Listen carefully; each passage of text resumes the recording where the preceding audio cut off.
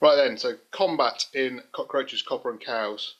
Now, I could do this systematically in the way that the rulebook does, but I'm actually going to talk about this by going through the most common type of combat, which is also the simplest, and then I'll talk about slightly more complicated versions and show how they work, which should lead you in nicely.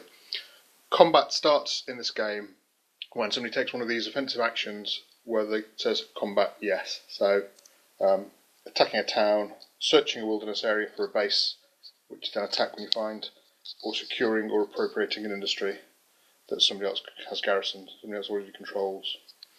If we look back at our map, Pancho Villa is still hiding out in this bit of wilderness here. So he can take an action.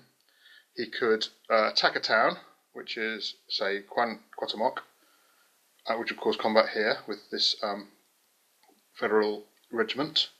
He could search this location to try and find Candido Aguilar's base, and if he finds it, he can then attack it. There's a little table to show you what you need to roll to find a base.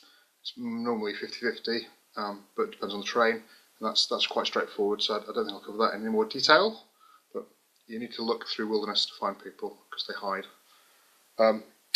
Villa could also attack, oops, I don't know what's going on there, this mine here, which is controlled by Orozco, and he has a brigade in it as well, or he could attack Casas Grande, where Orozco has his base, because Casas Grande is a town. So, in all of these situations, Villa is fighting counters. There are regiment counters, a base counter, another base, and a garrison counter. Here we have a garrison counter and a brigade counter. In combat, you basically just compare your support to the support of your opponent. Higher wins, with defender winning ties. Counters have overwhelmingly support over d6, so here it's 1d6. Here you've got a d6 for the garrison and a d6 for the brigade, so 2d6 obviously. Same here. Yeah. So and Villa's adding his 3, or 2 in that case, 3, adding 3. But Villa, as the attacker, using his field army, which is when he gets involved himself, can also add a tactics cards bonus to his support. Everybody is issued with a desultory skirmishing tactics card, because that's what everyone defaults to, which has a bonus of 0. This is the bonus right here. That's the only number on the card, and so 0 isn't helping much. But Villa might, whenever you start a combat, you get to draw 2 more cards from the basic tactics deck. And so here Villa's drawn defensive positions and cavalry charge, and they have bigger bonuses, as you can see. So in this situation, Villa could declare an attack on Cuauhtémoc. It's got to be defended by counters, because Federales always just defend with counters, because that's all they've got. So they're going to have a d6. Villa chooses one of these cards to play, and because we're fighting against counters, all we care about is the bonus and the cost. So Villa has 3 options. This terrible card, this one which is +2 and doesn't cost anything, or this one which is +3 and costs him 1 cube of munitions to play. It's a black square, so pay a munitions cube to play this one, which prudently he will. The combat cards are effectively a randomizer of the basic combat cards, and so each type of card, like these half-hearted bombardment cards here, has a range of values for them. So you get a card and you don't know quite how big it's going to be. Well, you don't know it at all, but they do cover a range of values, as well as having these types, which we'll talk about later. Advanced cards, which you can draw by the training action, which you may remember, have bigger numbers, and they're all the same number. So all cavalry flank cards are +5, and they're all higher than the equivalent card type in the basic deck where they do match.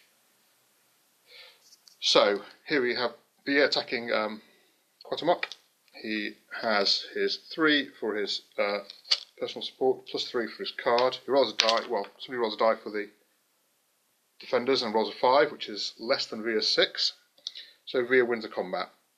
The consequences of winning a combat are that you take a loss on your commander, so you lose a point of support because of casualties and lack of interest. And then you replace the garrison with your own. So that would be swap for one of these. If Federals have any munitions, and they normally will, you can capture them all because the Federals are very bad at guarding their munitions. And you capture any goods in the town if there happen to be any. If there is more than one counter in the town, regardless of whether it's a town or a location, regardless of whether it's Federal or player controlled, they lose an extra counter on top of the garrison, and they have to lose. They can use a cube to reduce the loss by 1. But they still have to lose the garrison because that's the way it works. If you win big, you don't necessarily take a loss.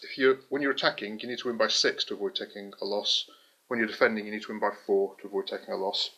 Because this is a Brent really kingmaker tactics of throwing small armies at big ones to wear them down. I know it's somewhat realistic, really.